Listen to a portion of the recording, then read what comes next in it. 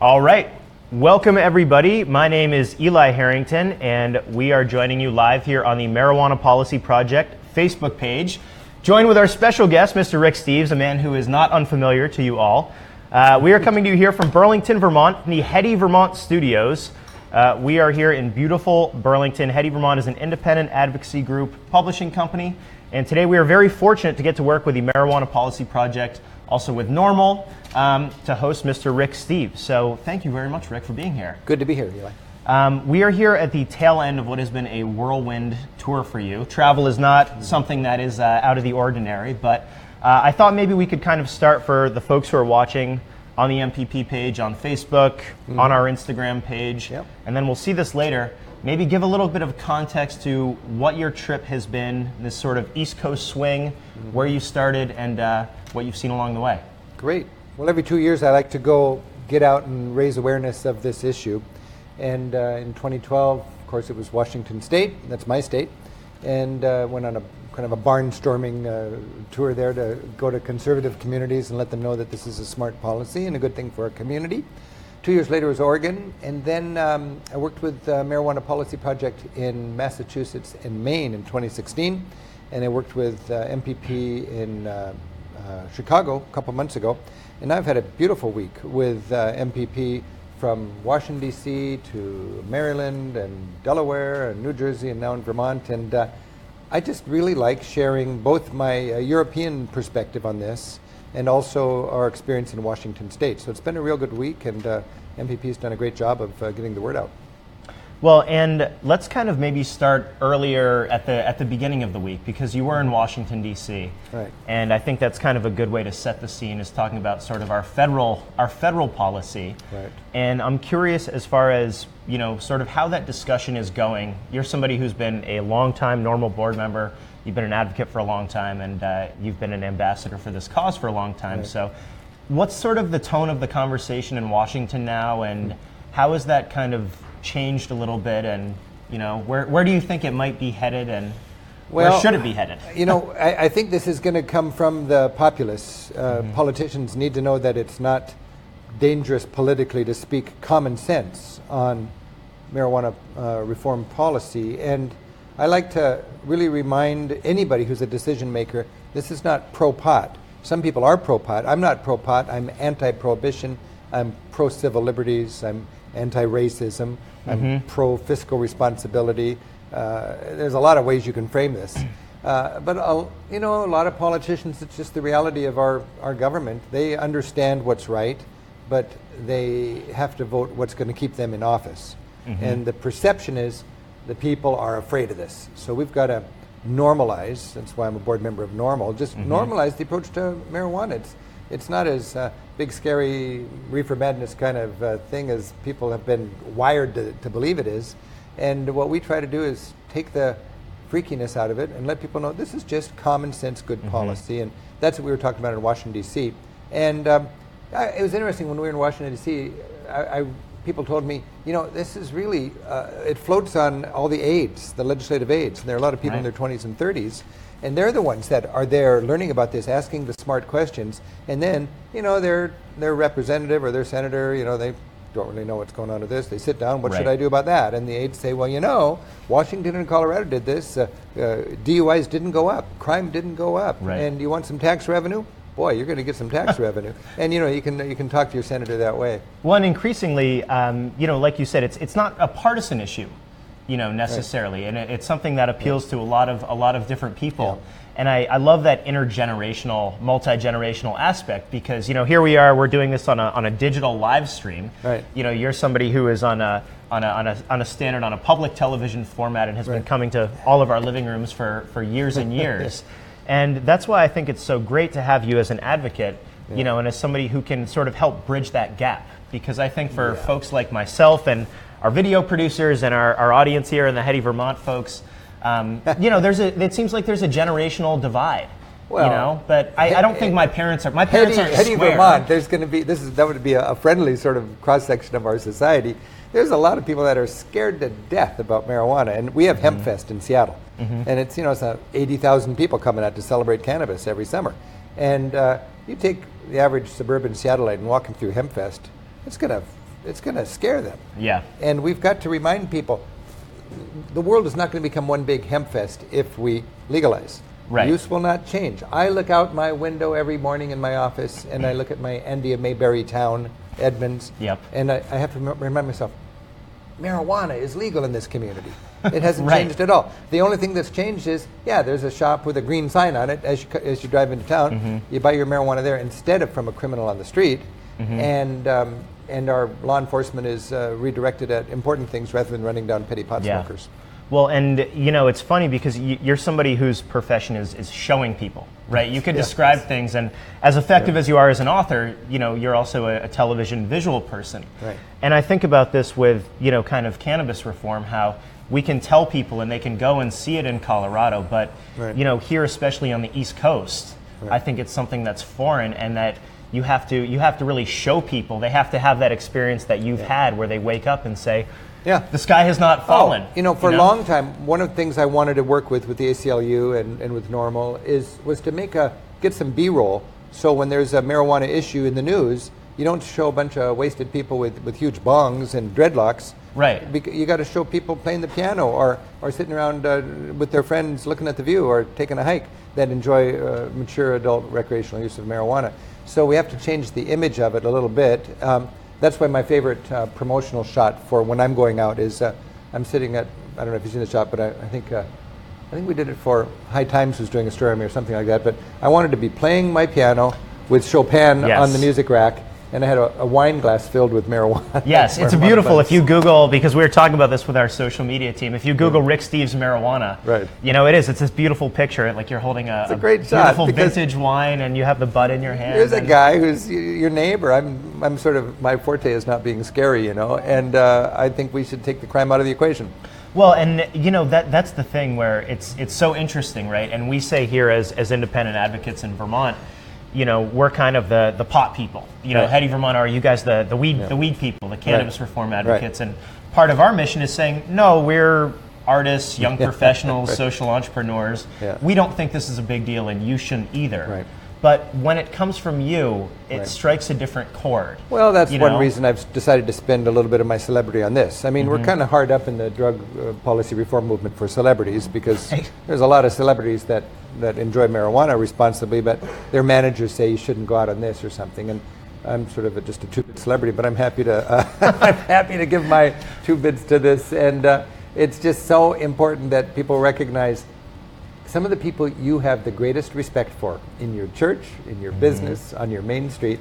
They enjoy marijuana. They've enjoyed it for 30 years. Their kids don't even know they enjoy it. And it's time for the land of the free and the home of the brave to be able to actually say, hey, I like it.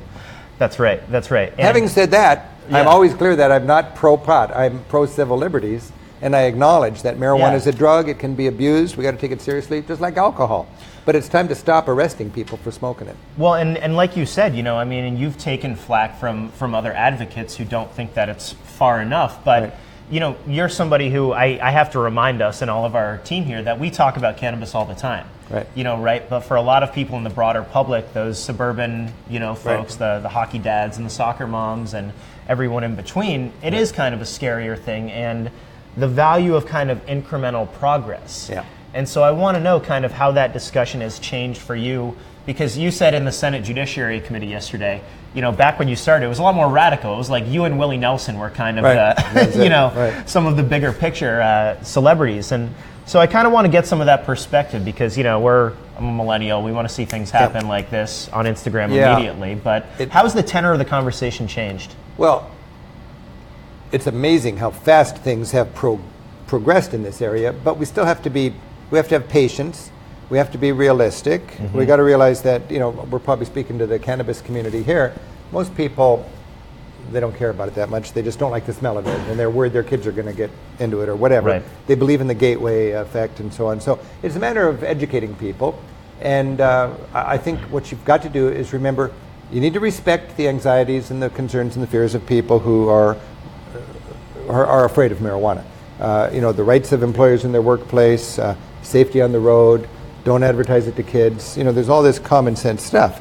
And if you can allay those concerns, then you can talk common sense. Do you want to be dedicating so much law enforcement resources to running down petty pot smokers, or do you want to go to serious issues that deserve the attention from law enforcement? Do you want to have your prisons, jammed with petty, nonviolent criminals, or do you want to use your resource dollars smarter there?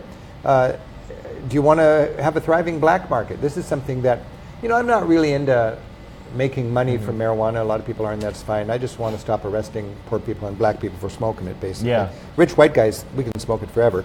We're never going to get. And that's something I think that's really impressive. That is really consistent throughout your message, right? Is that question of social justice and of racial justice, because we see that consistently. It is something that's used as a tool to criminalize and really oppress, not only communities of color, but also social. And kind of a wealth and class issue as well. Yeah, it is. Even as much as a racial issue. Yeah. And so that kind of moral imperative, starting at step one, with that very basic message, I think is really important and something that people understand. And the more you learn about it, the more you realize this is a social justice issue, as well as a civil liberties issue and a safety for kids issue. In my state, the Children's Alliance in Washington State. This is a 100 organization whose mission is to look out for the well-being of children and families.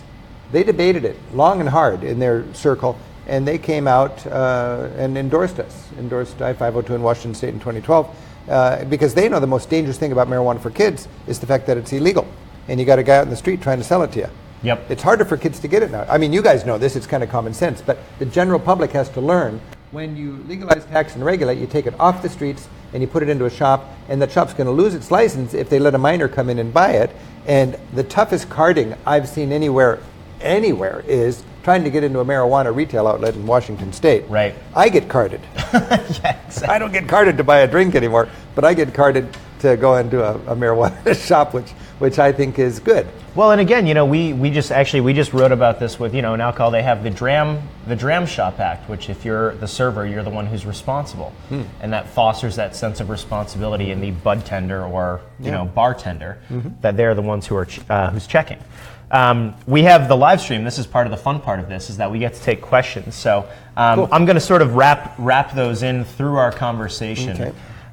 One of them that I want to start with. Carlos weighed in. He's an attorney in New Mexico, and I think it's a chance to kind of ask, how can people in the professional services, like you said, folks who are coming on Rick Steves tours, who might be more established, people who are attorneys or medical professionals, and kind of the value of building that coalition, right, of advocates and getting the folks who are, how do you get maybe attorneys like this is so Carlos, important. He's here commenting on Facebook, but other attorneys to kind of take that step. Yeah, because there's, you've probably heard of Law Enforcement Against Prohibition, LEAP. It really should be called Retired Law Enforcement Against Prohibition, because most people in that profession can only talk the truth about it after they've been retired, because they don't have to worry about getting fired. I would say it's really important for people who care about this issue from a social justice point of view and a civil liberties in a principled way to don't hang out with your marijuana smoking buddies and talk about it. Talk about it in polite company. I took my pastor for a walk, and I told him I'm going to be outspoken on this, and I see no conflict between my faith and my advocacy for taking the crime out of the marijuana equation. Yeah. I talked to the big shots at public television. I said, I'm going to be outspoken on this, not because I'm pro-pot, but because I think it's a racist issue and it's a wrong-minded prohibition. You can proudly advocate to change a stupid law without advocating taking that drug. So you may like the drug, but if you're going to talk about it in an arena where you wouldn't normally feel comfortable talking about it, talk about it as an advocate for smarter policy. Right. It's not hard on drugs or soft on drugs. We need to become smart on drugs, because we've got a horrible opioid crisis right now. And there's a lot of challenges confronting our society. And we've got to stop just parroting this reefer madness kind of stuff. And if you can learn about it, you can, like you mentioned, Google Rick Steves and marijuana. You learn more than you ever want to know about it. And I'm talking about my European experience and so on. You think of the Netherlands and you think of Portugal, how progressive they are on their marijuana laws. That's because a couple decades ago they had an opioid crisis, and they decided to take the soft drug out of the equation and deal credibly with the hard drug. And today in the Netherlands and in Portugal, because of their progressive policy to marijuana, they have a shrinking addicted population that is getting smaller and aging, and their marijuana consumption has stayed the same. The more you learn about this, the more you find there's all sorts of ways to frame it in your professional circles and in your social circles. But it's more important than ever for lawyers in New Mexico or whoever we're talking about here to don't be in the closet about this. I came out 10 years ago because I could do it because nobody could fire me and I don't need to get elected. Now you can come out if you're a lawmaker. You can come out in your profession and just stress marijuana is a drug. We're not saying it's good. It can be abused. You can even say it can be addictive. I mean, give a little on this discussion.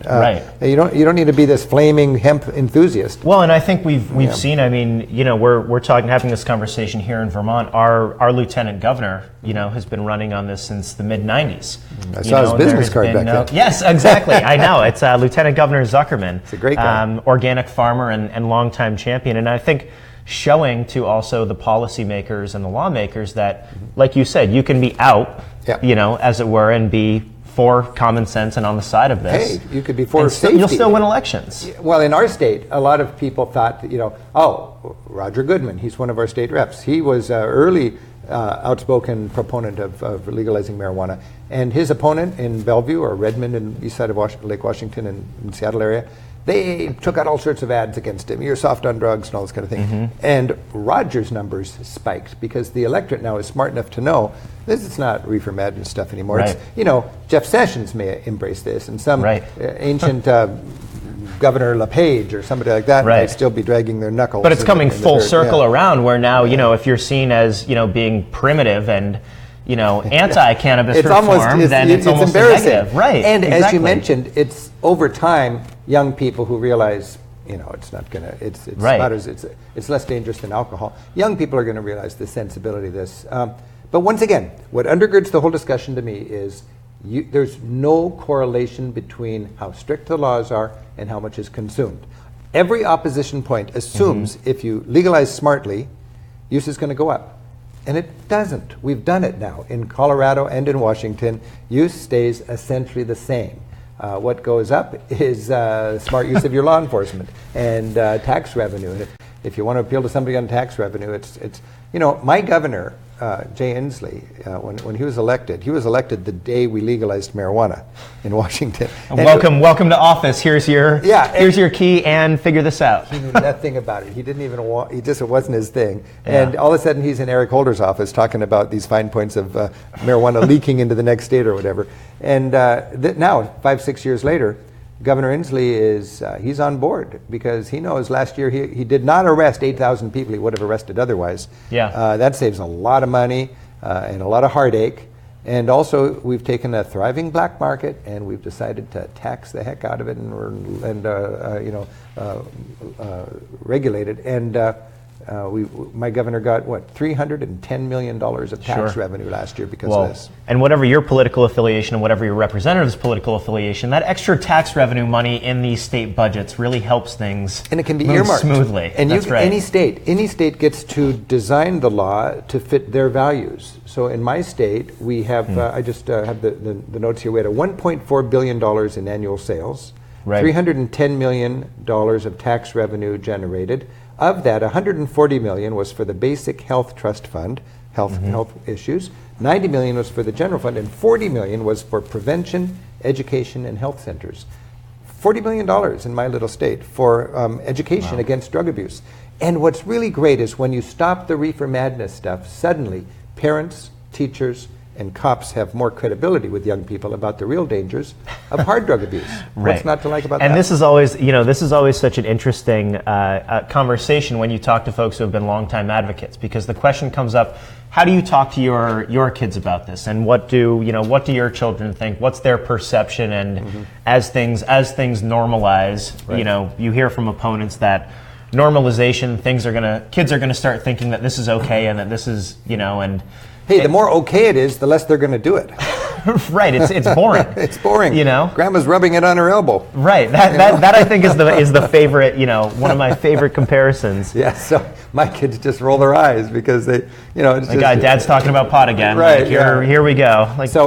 And why can't a parent say, hey, you can't use the chainsaw, you can't drive my car, you can't have a cocktail, and you can't smoke a joint until you're the right age. So just this is for adults.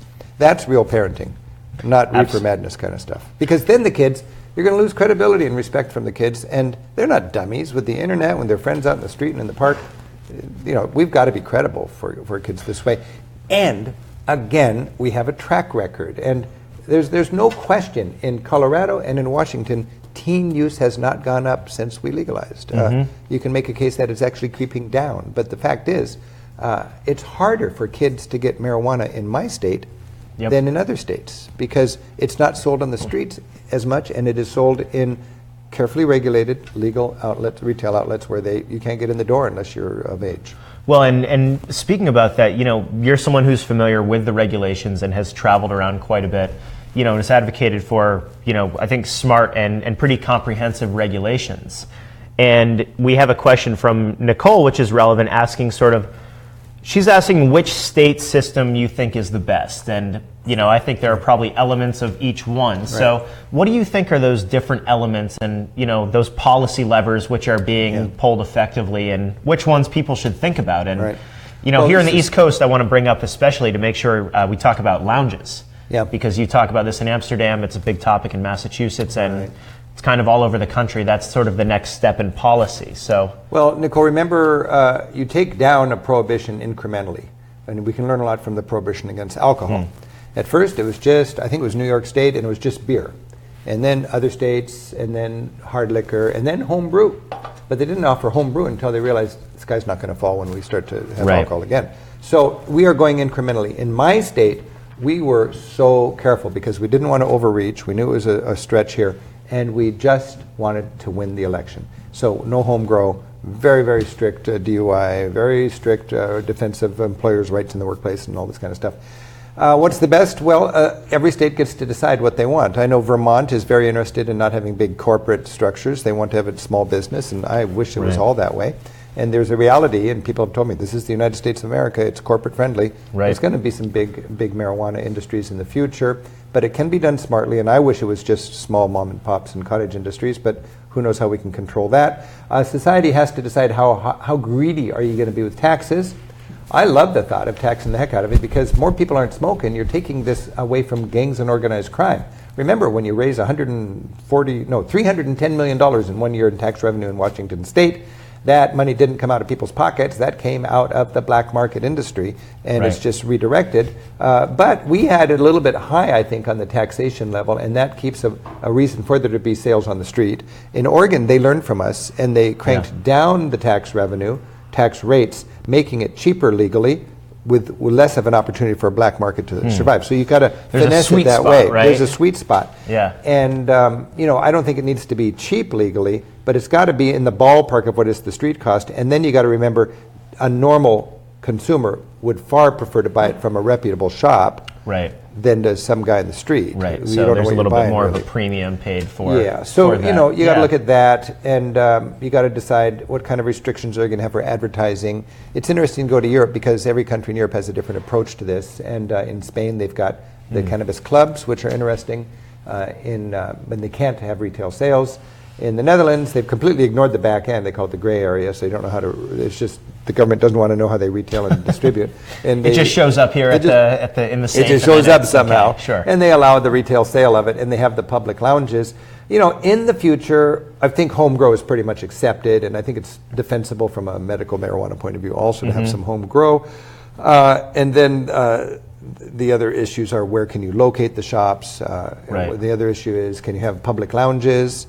And all of this stuff has to be when the electorate, not when the cannabis community, but when the electorate is comfortable with this. That's right. Do you want a marijuana lounge next to an alcohol lounge? Well, they have it in the Netherlands, and it works great. In the Netherlands, it's just kind of, the Dutch people just kind of go, oh yeah, the tourists are all excited about marijuana. It's old news. It's passé in the Netherlands. Most Dutch people never even smell marijuana. It's just, down there, the musicians, the bohemians, and the tourists go to smoke a joint, And so it's I don't know if there's a right answer. It's just, we have to be patient, we have to be incremental, but you got to get over the line and deal honestly with the regulating and retail sales. That's what you got to do, because what Vermont has done, that's coming into effect in July of 2018, is just halfway there. You haven't really, you've still got the gray area. And I mean, it's a huge step, and I'm thankful for that, but you got to take it to you got to sort through the complicated back end. And again, nobody had ever tried to do that until 2012, when Washington and Colorado did. And I'm very upfront about our law. We didn't nail everything. We were conservative. We just wanted to win because we wanted to get our foot in the door with this. And every 2 years, the new laws are much smarter than our laws. So, I would look at what they've been coming out with in different states that have passed in the recent years. And it does seem like, every state that has this conversation is able to sort of stand on the shoulders of all those others. Yeah. I think the comparison you made earlier is that you guys in Washington and Colorado laid down on the barbed wire. So the barbed wire, you can walk over. Right, exactly. And also, remember, the thing about these laws is, if I understand it correctly, the lawmakers can tweak it in the future. Colorado had their law, and they were sloppy about packaging and portions and stuff because kids were getting it. Right. And people were overdosing on the edibles. Well, you got to package it, and you got to have stricter portions, and so they fixed that. It's not the end of the world. They're moving forward. They fixed that. Well, and each place having different concerns beforehand, right? Each place sort of addressing it in a different way as far as kind of how they're going to take that first step. And then each place having its own unique challenges. Yeah. And I'm curious to ask, because you started again down in DC and worked your way up the East Coast in Delaware. And I think New Jersey is a place that a lot of people have their eyes on because it's such a major market. Yeah. But I guess I want to get a sense of sort of, how are these conversations different in different regions around the U.S.? Because we're not talking about Nebraska or anywhere there, but even just on the East Coast from your recent trip. It is interesting, Eli, when you ask that, because here in Vermont, people are really smart and progressive and cool about thank this. you. Thank you. Of course, I've just... We all agree, that's true. I thought Washington was cool, and this state's very cool. Oh, thank you. I've been in Delaware, Maryland, and New Jersey, and I think people are overthinking it there.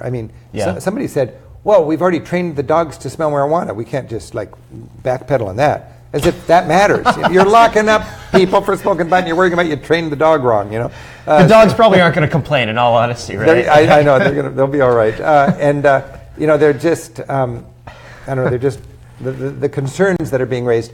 And I've been at this for a long time, and for the first time, AAA, the American Automobile Association, is coming into the discussion. Where did that come from? All of a sudden they care about road safety? Yeah. I want to know, AAA, who gave you some money? Who gave you some money to get excited about this challenge already? Right. And why are you cherry picking the data? Well, and we see the same thing, with alcohol now. I think one of the largest, alcohol conglomerates is investing in cannabis because it's smart business, right? Yeah. And I guess that's kind of a question for you as an advocate, and for folks who are also advocates who are watching this is, how effective is that conversation? When we talk about tax revenue. Among advocacy circles, there's the question of is money is not morality, right? But it is an effective argument. It is an effective tool, especially when you're trying to bring on people who might be disinclined. Yeah, the tax revenue. Not just the tax revenue. The thousands of jobs and in our tourism. Country, it's tourism. Even when we were legalizing, a lot of people just wanted to talk about tourism in Washington and Colorado. And I didn't want to talk about tourism because it insults the real issue, which is racism and civil liberties. It's a very important point. But the reality is, not people in this room and people in Vermont, but the average American is not very principled when it comes to civil liberties or racism and so on. They want to know what's it going to be, what's going to impact my taxes, or what's this cost going to be, or whatever. And that's just a reality. And I'll tell you, it'd be pretty tough for anybody to roll back the laws in Washington state now that my government is getting used to getting $300 million a year in tax revenue. California's on board, and California is 10 times our market, so they're going to get a couple billions a year in tax revenue, not to mention tens of thousands of legal jobs, not to mention redirecting your law enforcement away from running down petty pot smokers and into more serious crimes. There are so many reasons. And then, the whole you can even spin the racism thing into an economic issue, because so many lives that matter, are derailed because some kid has a joint in his pocket. Then he can't get into school. He can't get a loan. He can't get a job because he was arrested. It happens in 2018. 600,000 Americans were arrested this year. And one reason I'm into this is because it's not me and my friends who are getting arrested. It's people who don't have some dad that can get them out of trouble. Right. Well, and you know, again, that question of social justice and racial justice. And also, I think when you talk about these different policy levers, right, you know, here's something that you can do that is also corrective. You know, I know it's been a conversation in other states. We're looking and saying, who's getting these licenses? Right. You know, what barriers to entry are we putting up for people who are going to participate in the legal economy? Right. You know, and saying, hey, if you're somebody who has a marijuana conviction, right, you know, you shouldn't be barred from participating. If anything, you know. Well, there's expungement, right? That's a right. word I've just learned. Yes, yes. And it is, okay, so we legalized marijuana in Washington State, and 3 years ago, your cousin was arrested, and now he's got a record. Should he still have a record now that we've legalized it? And I've thought, you know, I try to look at this in what is the normal citizen going to think, and hey, it was illegal when you did it, you made the choice, you broke the law, live with it. The compassionate thing, and I think the just thing would be to say, hey, come on, we've decided this is a stupid law. You broke a stupid law, let's give you a break and expunge your record, clean it up. Mm-hmm. I'm all for expungement. I'm not really all for affirmative action when it comes to giving disadvantaged people an inside track on making money in the marijuana business in the future. I'm not against it, but I don't want to get sidetracked on affirmative action when it comes to stop arresting black people. I mean, that's what I want to do. Right. Stop. I mean, because when you get it too complicated, you muddy the water, and you confuse legislators, you confuse the populace, you confuse the frightened white suburban moms that need to vote for this. We need to remember, we're never going to pass marijuana reform laws relying on people who smoke marijuana. There's not enough. Yeah. You gotta appeal to the people that wish marijuana would go away, because that's most of America. And you just gotta explain to them, it's not going to go away. It's already here. It permeates our society. It's not going to get worse when we legalize. We'll just be able to deal with it smartly and stop spending so much money arresting people and take the wind out of the sails of these thriving black markets. Right. Well, and that's always the funny part too. You know, when you talk about use going up and sort of that red herring, and so much of the conversation is getting caught up in these conversational and rhetorical points, you know, and refuting things and going back and forth. But I think about it from a practical standpoint. You know, the people, that police chief who's sitting there on the other side of the room, I say, are you going to start smoking marijuana? Because it's legal? Like, probably not. You know, I don't see those people who are coming out. I always say that in my talks. Opposed. I say there's not a big reservoir of decent people who would love to ruin their life smoking pot if only it was legal. Right now, if you want to smoke pot, you do in this country. And we've proven that in Colorado and Washington because we legalized it and uses stayed essentially the same. The only difference now, Eli, is pot enthusiasts can take their bong out of the cupboard and put it on the bookshelf so people can see it. Exactly. They're kind of artistic. They're beautiful on a bookshelf. Well, and, you know, I mean, it's interesting because, you know, there's that old, the old Jon Stewart character in the movie Half-Baked, you know, and he says something on weed, you know, and you kind of look around the country and it's funny because you see different events where people are organizing symphony events, you know, and it's a cannabis company that's putting it together, you know, and it is kind of just another lens to look through someplace which is already interesting enough. It's cubism. You know? Yeah, exactly. You know, with our fractal, you know, sort of sawtooth version. Different ways to look at something. But, you know, it kind of comes back to that's a civil liberty. Right. Well, and it comes back to the point, you know, for advocates too, is that it's not about glamorization. Right. And in fact, it's the opposite. You know, that when the more boring, the more normal and the more boring it becomes. In normal, we try to look professional, you know. Yes. It's just, and you are too. It's very nice. I thank you. Twice in 1 week, I know. I'm glad because it's, you know, if you have some guy with a big bong and dreadlocks, it's going to, I don't care what he thinks, it's going to scare people away. And I just think we've come so far now. And again, in my state and in Vermont here, we've got people who are not in this whole cannabis thing, realizing this law is a tragedy in our society. We've got to stop it. And again, you can frame it in so many ways. And I just really like raising people's awareness about this and talking thoughtfully about it. And we got to get, you know, we don't want to preach to the choir all the time. We got to get out there and talk to people who are scared. That's I guess the question. And, you know, I think that's really the turning point when you get the folks to the sort of non-conventional, the people who aren't the most Right. aren't the most stereotypical. The lawyers and the attorneys and the baby boomers and the more buttoned up folks. What's the strategy for them? Is it talking about it at a cocktail party, around the bar, at a dinner party? What can they do to start eroding that? It's so interesting. People don't want to talk about this. I'm a travel writer, so people want me to talk to their meeting, their Rotary Club meeting, or their the economic council in my town wanted me to come and talk. And they said, can you come next Tuesday morning for breakfast? I said, sure. And they said, what are you going to talk about? I said, I want to talk about marijuana.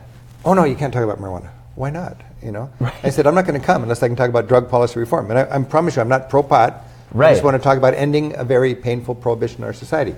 They said, okay, and they were glad I came because they learned a lot, instead of all the cute little cafes in Paris. Well, right, exactly. Well, it is a sexy, an engaging topic in that it is something that's very much in the public consciousness. Yeah. So it's just having those folks to take it over that next step where, you have your next board meeting at, let's say, an event venue, and you think about, hey, do it. If this is going to be legal in July in Vermont, how is our venue going to handle this? Yep. And now all of your board members are thinking about this, and it's not a... Take it to church. If you go to church, if you got friends that go to church, the church council in Seattle wanted to endorse this. They didn't oppose us, but it was too dicey because they didn't want to jump into another complicated area. But let people who are respected members of the religious community know. You see no conflict in this and your values. Well, and again, it's not as and somebody you can talk about the racism in it. That's and the social injustice. Right, and that's a universal, sort of morality message that we don't need to be, love thy neighbor, love thy brother. And we don't need to be black or criminalizing. poor, and then lock them up because they're scary to us. Right. Well, and that I think is a big point, and actually maybe is a good segue to one of the questions we had about the Midwest. Yeah. We're sort of here on the edges of the coast. Right. It seems like maybe for folks who are in the Midwest, in the South, places where they're sort of taking these incremental steps. Right. What advice do you give folks and people who are grassroots advocates and activists for kind of getting that started and raising the flag in a place where join. I'm in Normal, so you can join. Normal has branches in almost every state. I think MPP probably has ways you can get involved. But there's a lot of people that are really upset and concerned about this injustice and this prohibition. And maybe you're a pot enthusiast, maybe you're a civil liberties enthusiast, maybe you're both. It's important to support organizations that are advocating. Advocacy is really important to me. I was just in the halls of Congress a couple of days ago. Every hall was cluttered with gun activists, NRA people. They understand advocacy. We need to understand that too. And when I give money to Normal or MPP, I know I am paying the wage of a hardworking advocate, a lobbyist who's going to go from office to office in Congress or in state houses here, like I've seen all this week with MPP people, doing the hard work for all of us. They're fighting the battle. And if you enjoy the civil liberty, or if you want to smoke marijuana without breaking the law, if you're not supporting an advocacy group like MPP or Normal, you're really not. You're not doing much. You're just complaining, And maybe in your world you can't get out there and give lectures or make a difference. You can earn some money and support organizations that are doggedly waging this battle. And I'm so impressed by the people I've worked with in Maine, in Massachusetts, in Oregon, in Chicago, in Vermont, in Delaware, all over the place. And it's a day in, day out, dogged struggle, and we're in this together. And we're bringing down an ugly prohibition, just like we brought down, like our grandparents brought down prohibition against alcohol. And when they finally re-legalized alcohol, they weren't saying booze is good. They were saying the law against this drug is causing more harm to our society than the drug use itself. Let's get smart. And we're doing that with pot. Mm-hmm. Absolutely. Well, and you're tireless, somebody who I think all of us can aspire to, and having seen you here in person over the past few days and how hard you work and the people that you reach, even sharing this information, you've made yourself so available. And the idea that you can have somebody who maybe is a family member or, a faith, person in your faith community or a coach or mentor, somebody like that, and share this and say, hey, it's not just me as the token young person, or the hippie or whatever it is. It's there are a lot of other people. That's why a lot of moms who get it realize that the most dangerous thing about this is if their kid is stupid and has a joint in his pocket at school, he's going to get busted, and then he won't get into college. Right. This is a tragedy for that kid. That's the danger, probably more than the danger. That's the danger. So, yeah, and you notice we have not cracked a single Cheech and Chong joke, I don't think, this whole hour, which I think is important. Yes, well, and that's part of it, too. Because this is not a funny issue. I mean, it's fun to joke about it, but when you're being a drug policy reform advocate, I think you got to remind people this is life or death for so many families and communities, and that's why it feels good to be on the side of the truth. Well, and it's a testament, to your consciousness that we do revert back to that, right? Because there is the economic questions and the possibilities and the tourism and all the fun, jokes and the Cheech and Chong stuff, but it's that social justice, it's that racial justice, and I've been really impressed, hearing how much of a part of your advocacy that really is, and I think good for everybody to keep in mind, sort of the fundamental why this is really important from the moral standpoint. I wanted to ask, end with a few more, just a couple kind of more lighthearted questions that we got here, and wanted to say, can you share an experience? What was maybe your most surprising or noteworthy conversation or experience that you had on this most recent East Coast swing, as far as, or somebody maybe that you spoke to or connected with whose opinion surprised you, or where you expected to be received one way and it was totally different, or well, the discouraging thing, I was in the halls of Congress and I happened to cross paths with Senator Shelby, who's a big, powerful guy in the Senate, and he loved my books, and he went to Europe and he had a great time with his wife, and he just loved this Rick Steves Europe stuff. And then, so we chatted about Europe, and then after a little while he said, so what brings you to Washington, D.C.? And I said, well, we're working to stop the prohibition against marijuana, to legalize, tax, and regulate it. He says, oh, I can't help you there, son. It's just like, that was the end of it. And it's just like, he didn't believe it was wrong. He just knew that it would never sell in his neighborhood, and he just couldn't even get involved in the discussion. Which is surprising because it's more popular than any single politician consistently in all of the elections, right? In Florida, I think politicians are behind the curve on this in that way. You're right about that. But then the opposite. I went to Montpelier, and Vermont here. Whoa. The senators and the reps there to go to that beautiful state house and talk to caring public servants who are sorting through this. They're evolving in their understanding of it. They're talking and asking hard questions, and they're sitting together in the cafeteria discussing how they should work this to make it good for the community. And I thought, this is what representative democracy is all about. And I'm just so impressed by the thoughtfulness and the compassion that comes out of this Vermont State House, and not everybody's on board, but they're talking and they're learning, and I'm sure that over time the truth will prevail. People are steep on the learning curve. We're having to rewire ourselves after literally billions and billions of dollars of reefer madness propaganda that has taught everybody this is an evil weed, and decades and decades. It's going to take time, and I think we need some capable spokespeople who are not scary, who can raise awareness of the serious issues here. And again, you can frame it in so many ways, and the more you know about it, the more fun it is to share this with people who really need to know what's going on.